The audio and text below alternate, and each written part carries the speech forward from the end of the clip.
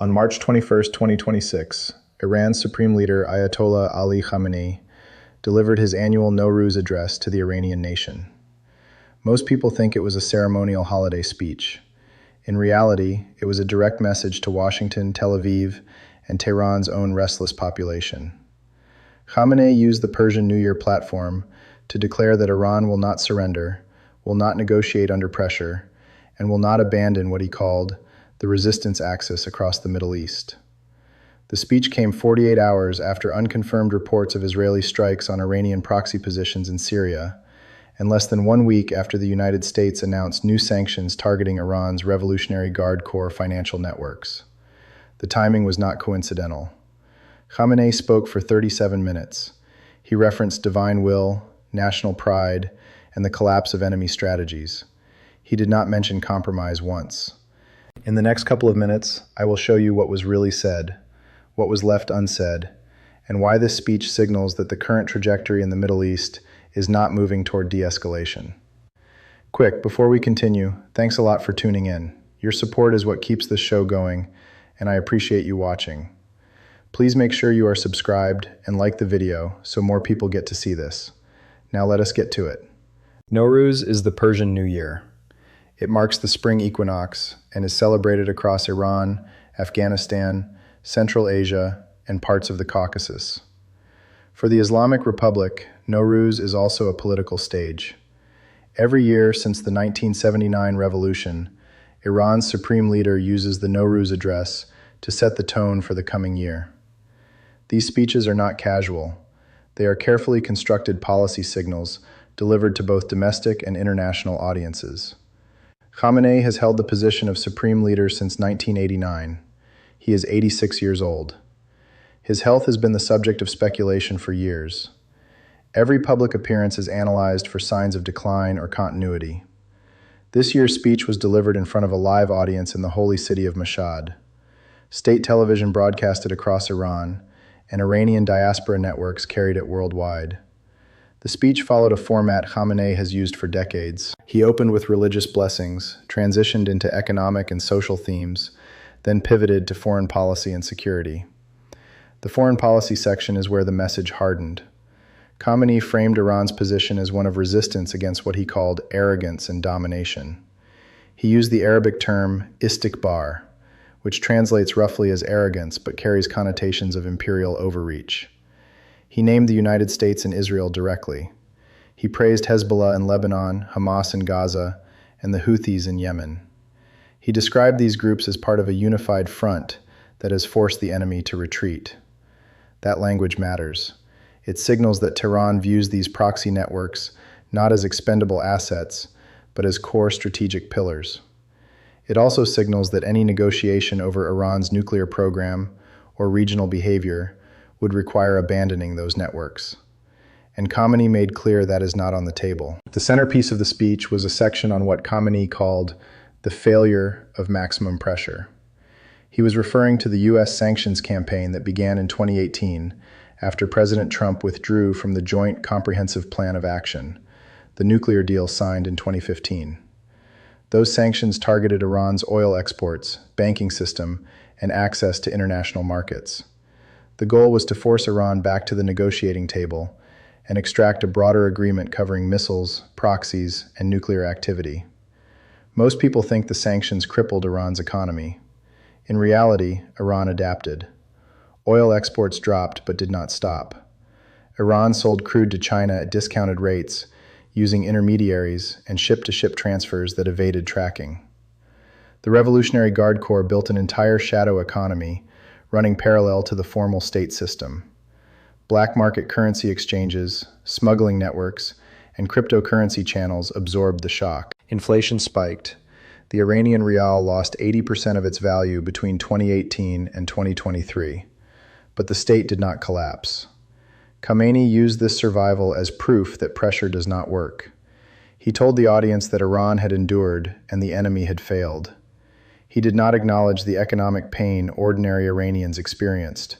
He reframed it as sacrifice in service of sovereignty. Khamenei also addressed the protests that swept Iran in 2022 and 2023, following the death of Mahsa Amini in police custody. Those protests were the largest challenge to the Islamic Republic since the Green Movement in 2009. Hundreds of people were killed, thousands were arrested. The state deployed lethal force to suppress the unrest, and then launched a sweeping crackdown on activists, journalists, and dissidents. Khamenei described the protests as foreign-backed sedition. He claimed that intelligence agencies in the United States and Israel had orchestrated the unrest to destabilize Iran from within. He offered no evidence. He framed the state's response as defensive rather than repressive. This is classic authoritarian narrative construction. It takes genuine domestic grievances and recasts them as external attacks. It denies legitimacy to internal dissent, and it justifies state violence as national security. The speech then turned to Israel. Khamenei called the Israeli government a cancerous tumor and a temporary entity. He said the resistance axis had inflicted strategic defeats on Israel in Gaza and Lebanon. He pointed to the October 7, 2023 Hamas attack on southern Israel and the subsequent war in Gaza as evidence that the balance of power is shifting. He described Hezbollah's missile arsenal in Lebanon as a deterrent that has forced Israel into a defensive posture. He claimed that Israeli society is fracturing under the weight of prolonged conflict and internal division. Some of that assessment has basis in reality. Israel's war in Gaza has lasted over a year. Casualties have mounted. Hostages remain in captivity. Public protests against the government have intensified. But Khamenei's narrative ignored Israel's military superiority, its intelligence capabilities, and its ability to strike Iranian assets across the region with near impunity. It was a selective reading designed to project strength. Khamenei did not provide operational details. Supreme Leader speeches never do. But intelligence analysts noted several coded signals. First, he used the phrase strategic patience 3 times. That phrase has appeared in Iranian military doctrine since 2019. It refers to a long-term attrition strategy where Iran avoids direct confrontation with the United States or Israel, but maintains constant pressure through proxies, cyber attacks, and asymmetric operations. The goal is to exhaust the adversary's political will and economic resources without triggering a full-scale war. Strategic patience is not passivity. It is controlled escalation, just below the threshold of open conflict. Second, Khamenei referenced new defensive capabilities without naming them. Iranian state media has recently showcased air defense upgrades, drone production facilities, and missile accuracy improvements. Independent analysts believe Iran has acquired components for its Bavar 373 air defense system from Russia and has integrated lessons learned from observing the war in Ukraine. Iran's missile program remains its most potent strategic asset. The Shahab and Sejal families can reach targets across the Middle East. The Khaybar-Shikan missile, unveiled in 2022, reportedly has a range of 1,400 kilometers and uses a maneuverable re-entry vehicle designed to evade interception. Khamenei's reference to new capabilities was likely a signal that these systems are now operationally deployed. Third, he mentioned unity among resistance forces. That phrase appeared in a section discussing coordination between Hezbollah, Hamas, and the Houthis. Western intelligence agencies assess that Iran provides funding, training, and weapons to all 3 groups, but does not exercise direct operational command. Each group has its own leadership structure and strategic objectives, but coordination has increased. The Houthis launched drone and missile attacks on Israel during the Gaza war. Hezbollah has engaged in limited cross-border strikes. Hamas remains entrenched in Gaza despite Israeli ground operations. Khamenei's speech suggested that this coordination will deepen, not weaken. Iran's posture today mirrors its strategy during the Iran-Iraq War from 1980 to 1988. That war lasted 8 years. It killed an estimated 500,000 to 1 million people. Iraq, backed by the United States, Saudi Arabia, and Kuwait, launched the invasion. Iran fought back using a combination of conventional military operations and asymmetric tactics, including human wave attacks, guerrilla operations, and proxy militias. The war ended in a stalemate. Neither side achieved its objectives. But Iran's leadership framed survival as victory. Khamenei called accepting the ceasefire like drinking poison. But he accepted it because the state could not sustain further losses. Khamenei, who served as president during much of that war, learned that Iran could endure extraordinary punishment without collapsing. That lesson has shaped Iranian strategy ever since. The current situation is not identical, but the pattern is recognizable. Iran is under pressure. Sanctions have damaged the economy. Israeli strikes have killed Iranian scientists, destroyed facilities, and eliminated senior military commanders. The United States maintains a significant military presence across the Gulf. Yet Iran has not changed course. It has doubled down on proxies, expanded its missile program, and refused to negotiate. Khamenei's speech reinforced that continuity. It was a message to his own system that the strategy remains unchanged. It was also a message to adversaries that pressure will not force capitulation. Toward the end of the speech, Khamenei addressed Iranian youth directly. He told them that the future belongs to those who resist, not those who surrender. He acknowledged economic hardship, but framed it as temporary pain in service of permanent independence.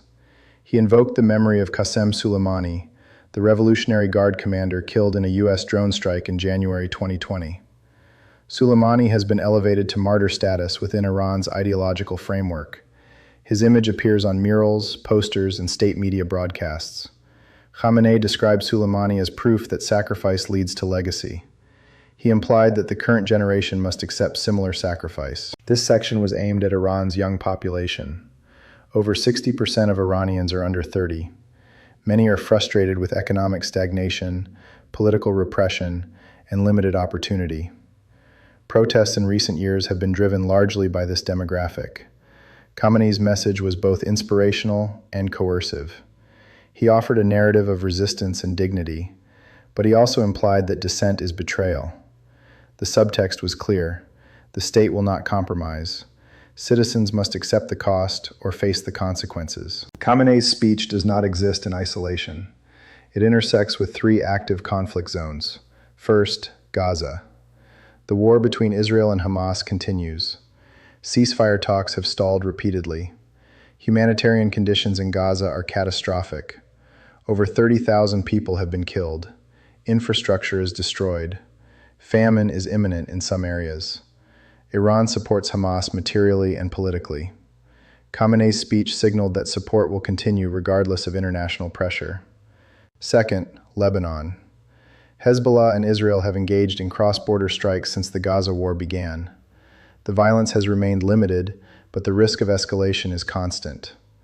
Hezbollah's missile arsenal is estimated at over 100,000 rockets and missiles. If a full conflict erupts, casualties could exceed those in Gaza. Iran funds and arms Hezbollah. Khamenei's speech made clear that Tehran views Hezbollah as non-negotiable. Third, Yemen. The Houthis control northern Yemen and have launched dozens of attacks on shipping in the Red Sea. US and UK forces have conducted retaliatory strikes. The Houthis have vowed to continue attacking vessels linked to Israel or its allies. Iran provides the Houthis with drones, missiles, and training. Khamenei praised the Houthis by name. That endorsement will embolden further attacks. Beyond these three zones, Khamenei's speech affects nuclear diplomacy. The United States and European powers have sought to revive negotiations over Iran's nuclear program. Iran's uranium enrichment levels have reached 60%, close to weapons grade. The International Atomic Energy Agency has reported reduced cooperation and restricted inspections. Khamenei's defiant tone suggests Tehran sees no incentive to compromise. If sanctions have not forced capitulation, and if proxies continue to tie down adversaries, why negotiate? So what does this speech actually mean? It means Iran's leadership believes time is on its side. It means they view the current pressure campaign as survivable. It means they interpret Israeli and American strikes as signs of desperation rather than strength. And it means they have no intention of changing course. Khamenei is 86. Speculation about succession is constant.